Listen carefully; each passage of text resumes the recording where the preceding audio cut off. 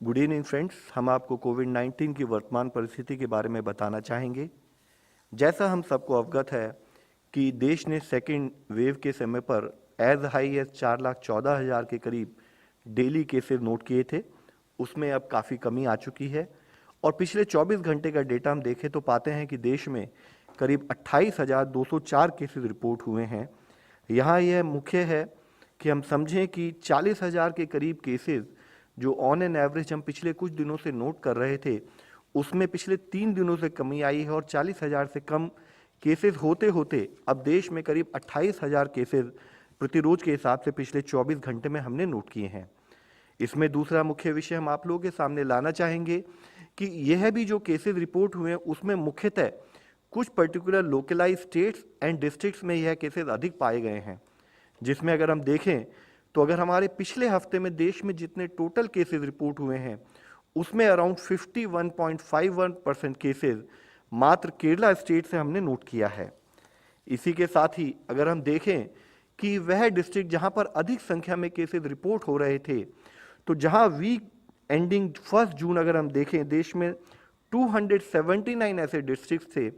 1 जुलाई तक आते आते वह नंबर घटते हुए 107 हुआ और अब एज ऑन 8 ऑफ अगस्त हम देखते हैं कि वह जिले 48 रह गए हैं। यहाँ मुख्य विषय यह है कि इसी मंच पर जब हमने 3 अगस्त के समय पर बात की थी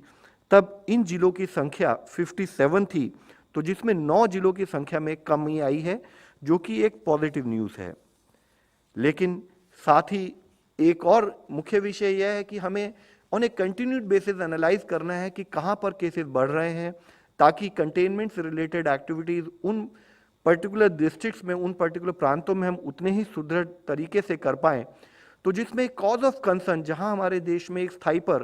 केसेस काफ़ी कम नोट किए जा रहे हैं, अभी भी 37 ऐसे जिले हैं जहां पर हम एक इंक्रीजिंग ट्रेंड इन केसेस नोट कर रहे हैं पिछले 2 हफ्ते से, जिसमें मुख्यतः केरला से 11 जिले हैं, तमिलनाडु से 7 जिले हैं, हिमाचल प्रदेश से 6 जिले हैं, कर्नाटका से 5 और इसी तरह टोटल 9 स्टेट को मिलाकर 37 ऐसे जिले हैं जहां पर हम कुछ अधिक संख्या में केसेस में बढ़ोतरी नोट कर रहे हैं। इसी में हम कुछ जिले आपके सामने प्रस्तुत करना चाहेंगे। जैसे मल्लापुरम में अगर हम देखें तो जहां 22 जुलाई के समय पर 2095 केसेस प्रतिरोज रिपोर्ट हो रहे थे, अब अगर 9 अगस्त के समय पर देखें तो वह बढ़कर 3,757 केसेस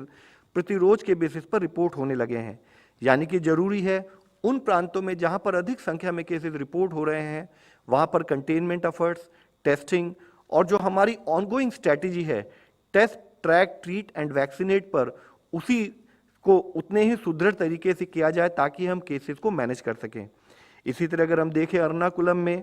जहां 22 जुलाई में 1,600 के करीब केसेस आते थे, वह बढ़कर 2,372 केसेस हो चुके हैं। त्रिशूर में भी 1,616 के बदले 2,000 से अधिक संख्या में केसेस प्रतिरोध के हिसाब से रिपोर्ट हो रहे हैं। साथ ही इसी तरह कोझिकोड में 1,700 के बदले 1,950 के करीब संख्या में केसेस हम देख रहे हैं। इसी तरह दक्षिण कन्नड़ा में 200 के बजाय अब पिछले 2 हफ्ते में बढ़ते बढ़ते केसेस 307 के करीब हुए हैं। इरोड इन तमिलनाडु एंड वेस्ट खासी हिल मेघालय में जहां पर कि एक अधिक संख्या में केसेस में बढ़ोतरी नोट की जा रही है।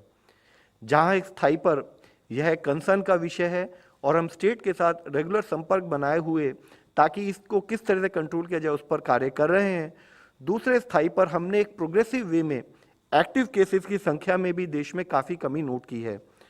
37,45,000 अधिकतम संख्या में जब एक्टिव केसेस देश में 10 मई के समय पर थे, अब वह 4 लाख से भी घटते हुए 3,88,508 केसेस एक्टिव केसेस की दृष्टि में देश में आते हैं। यह वह केसेस हैं जो या तो होम आइसोलेशन में है या हॉस्पिटल व्यवस्था में जिनका ट्रीटमेंट चल रहा है। साथ ही एक पॉजिटिव न्यूज़ हम यह भी देखते हैं कि कंटिन्यूड बेसिस पर हमारा रिकवरी रेट देश में बढ़ता जा रहा है और आज देश का रिकवरी रेट 97.45% है, जो कि एक बहुत ही पॉजिटिव विषय है। इसी समय पर अगर हम देखें कि कौन से ऐसे प्रांत हैं, कौन सी ऐसी स्टेट्स हैं जहां पर अधिक कार्य करने की अभी आवश्यकता है, तो हम पाते हैं कि एक ही स्टेट देश में ऐसी है जहां पर 1 लाख से अधिक एक्टिव केसेस हैं और 8 स्टेट देश में ऐसी हैं जहां पर 10,000 से 1 लाख के बीच में एक्टिव केसेस पाए जा रहे हैं और 10,000 से कम अगर एक्टिव केसेस की संख्या वाली स्टेट देखें तो वह ऐसी 27 स्टेट्स हैं, जिसमें भी मुख्यतः केरला और महाराष्ट्र में देखें तो 62.25% ऑफ टोटल एक्टिव केसेस देश में अभी इन दो स्टेट्स में हम देखते हैं, और जिसमें मुख्यतः केरला में 1,77,000 एक्टिव केसेस हैं, which constitute to around 43.7% of total active cases in the country. इसी तरीके से अगर हम एक और पैरामीटर एनालाइज करें, वो जो कि इन्फेक्शन के स्प्रेड को, किस तरह से इन्फेक्शन फैल रहा है उसके बारे में बताता है, यानी कि केस पॉजिटिविटी, तो हमने देखा है कि 21.39%, जहां 10 मई वाले हफ्ते में देश में हाई केस पॉजिटिविटी नोट की गई थी, वह अब घटकर पिछले 2 हफ्ते से 2% से भी कम, और अगर इस हफ्ते को देखें तो 1.87% हो चुकी है, which is a very positive trend. But we are also parallelly seeing there are areas where there is high case positivity still noted. What it implies is, जहां हमें इसमें समझना यह है कि जहां पर अधिक केसेस आ रहे हैं, coupled with the fact कि जहां पर अगर केस पॉजिटिविटी भी ज़्यादा है तो वहां पर उतने ही उसको स्ट्रॉन्ग वे में हमें कार्य कर कर वहां पर उन केसेस के इन्फेक्शन के स्प्रेड को रोकना है। इसमें भी अगर हम देखें कि 11 स्टेट्स हैं जिसमें 44 जिले हैं जिनकी पॉजिटिविटी 10% से अधिक है। इसमें मुख्य विषय अगर हम देखें तो जहां केरला में ऐसे 10 जिले हैं जहां की पॉजिटिविटी 10% से अधिक पाई गई है पिछले हफ्ते में। इसी तरह से 6 नॉर्थ ईस्ट की स्टेट्स हैं जिसमें मणिपुर, मिजोरम, अरुणाचल प्रदेश, मेघालय, नागालैंड और सिक्किम, जिसके टोटल जिले 29 जिले ऐसे हैं 44 जिलों में से जहां पर केस पॉजिटिविटी 10% से अधिक है। इस विषय पर हमने इस मंच में पहले भी बात की है कि जरूरी है कि नॉर्थ ईस्ट के उन प्रांतों में जहां पर अधिक केस पॉजिटिविटी नोट की जा रही है उतने ही सुचारू रूप से हम कार्य करें। इसी के साथ ही राजस्थान के 2 जिले, हिमाचल प्रदेश में 1 जिला, वेस्ट बंगाल में 1 और पुडुचेरी प्रॉपर में 1 जिला है जहां पर की अधिक केस पॉजिटिविटी नोट की जा रही है। साथ ही अगर हम देखें वैक्सीनेशन में कंटिन्यूड बेसिस पर हम प्रोग्रेस कर रहे हैं। आज देश में टोटल फर्स्ट डोज की कवरेज देखें तो वह बढ़ते बढ़ते 40 करोड़ से अधिक हो चुकी है, और सेकेंड डोज 11.43 करोड़ डोजेज देते हुए हमने 51.45 करोड़ डोजेज अब तक देश के नागरिकों को प्रोवाइड की हैं। इसमें एक और विषय जो हम आप लोगों के सामने लाना चाहेंगे, government of India in collaboration with states and in collaboration with manufacturers has been working on a continued basis, और जहां हम 2.35 लाख डोजेज पर डे के हिसाब से जनवरी के मंथ में डोजेज प्रोवाइड कर पा रहे थे, दे पा रहे थे, हमने देखा कि जुलाई के माह में उसका एवरेज बढ़ते बढ़ते 43.41 लाख डोजेज पर डे हुआ, और अगर हम पिछले कुछ दिनों में अगस्त माह का एवरेज निकालें तो हम पाते हैं कि 49.11 lakh doses on an average हम पिछले इस अगस्त माह में देते आ रहे हैं, जिसमें कि एक कंटिन्यूड प्रोग्रेस हम ओवरऑल नोट कर रहे हैं। इसी तरह अगर हम टोटल नंबर ऑफ डोजेज को एनालाइज करें तो जहां हमने जनवरी के माह में देश में 37.59 लाख डोजेज टोटल सप्लाई की थी जिनको लगाया गया था, अगर देखें तो जून के माह में वह बढ़कर 11.97 करोड़ डोजेज, जुलाई में वह बढ़ी और बढ़कर 13.45 करोड़ डोजेज, और अब तक देश में टोटल 4.42 करोड़ डोजेज पिछले 9 दिनों में दी जा चुकी हैं। आज एक विषय हम फिर आप लोगों के सामने लाना चाहेंगे जिस पर हमने पिछली बार भी चर्चा की थी, वह है रिप्रोडक्शन नंबर। हम इसको कई तरीके से एनालाइज कर सकते हैं, जिसमें रिप्रोडक्शन नंबर भी एक तरीका है। हम ग्रोथ ऑफ केसेस की बात कर सकते हैं, हम केस पॉजिटिविटी की बात कर सकते हैं, हम टोटल केसेस बीइंग रिपोर्टेड की बात कर सकते हैं। इसी तरह रिप्रोडक्शन नंबर भी एक टेक्निकल इनपुट जो एपिडेमियोलॉजी में इस्तेमाल किया जाता है, जिसको अगर हम एक मूल तरीके से समझे तो देखते हैं कि एक इन्फेक्टेड आदमी जब तक वह नॉन इन्फेक्टिव बनता है तब तक वह कितने लोगों को इन्फेक्ट करता है, उसको हम रिप्रोडक्शन नंबर बोलते हैं। तो इससे हमें यह पता लगता है कि केसेस किस गति से उस पर्टिकुलर एरिया में, उस पर्टिकुलर स्टेट में फैल रहे हैं। इसको अगर हम एनालाइज करें तो जहां हमारा रिप्रोडक्टिव नंबर 1 है तो इसका मतलब है कि जितने केसेस आज हैं उसी गति से उतने ही नंबर ऑफ केसेस प्रतिरोज हमारे सामने आते रहेंगे और वायरस अपने आप को उस लेवल पर सस्टेन कर पा रहा है। इसी तरह अगर रिप्रोडक्टिव नंबर मोर देन 1 है तो हमारे लिए एक मेजर कॉज ऑफ कंसर्न होता है, जिससे पता लगता है कि नए केसेस अधिक गति से आना शुरू हो गए हैं, यानी कि एक आदमी ने एक से अधिक आदमी को इन्फेक्ट किया, उसने फिर एक से अधिक आदमी को इन्फेक्ट किया और हमारे केसेस की संख्या बढ़ती रहती है। अगर रिप्रोडक्टिव नंबर लेस देन 1 होता है तो इसका मायना ये होगा कि हमारे नए केसेस में डिक्लाइन आना शुरू हो रहा है, और वही ट्रेंड पर हम कार्य करते रहें तो हम केसेस को मैनेज करने में सफल हो सकते हैं। इसी विषय में हम आप लोगों के सामने लाना चाहेंगे कि पिछले कुछ दिनों में केसेस में काफ़ी घटा हमने कम नंबर नोट किया, लेकिन फिर उसके बाद से कुछ एक बीच में जो गति आई, उसके हिसाब से अगर हम एनालाइज करते हैं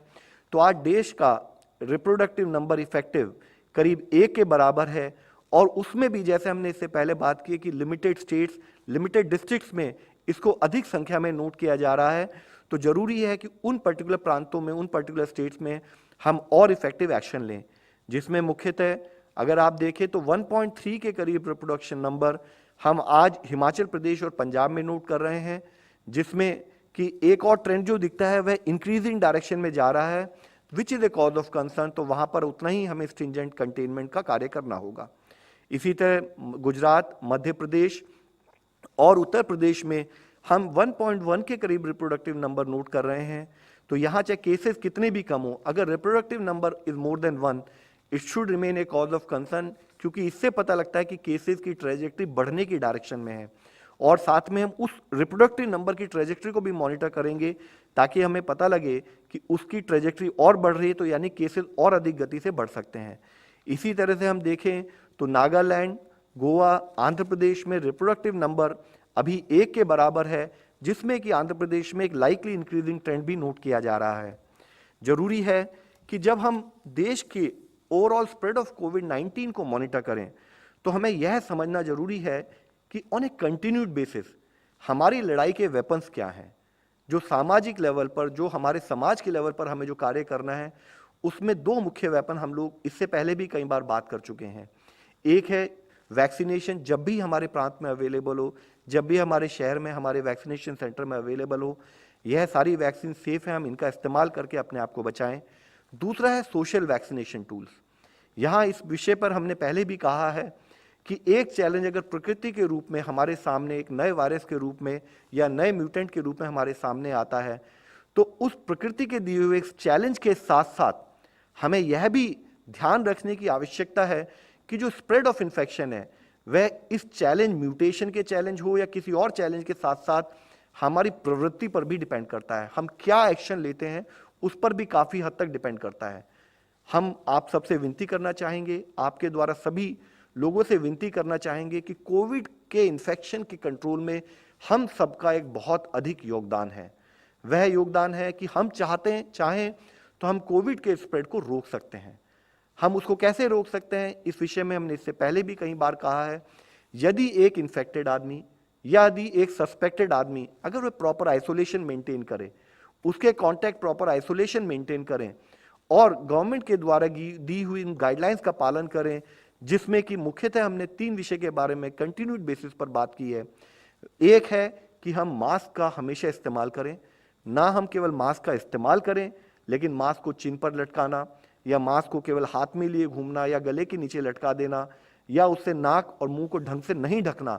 उससे भी जो हमने कार्य किया उसके हमें रिक्वायर्ड जो आउटपुट है वह नहीं मिलेगा। तो हम हमेशा मास्क पहने, अपने फेस और नोज को कवर करके पहने, तरीके से उसका इस्तेमाल करें।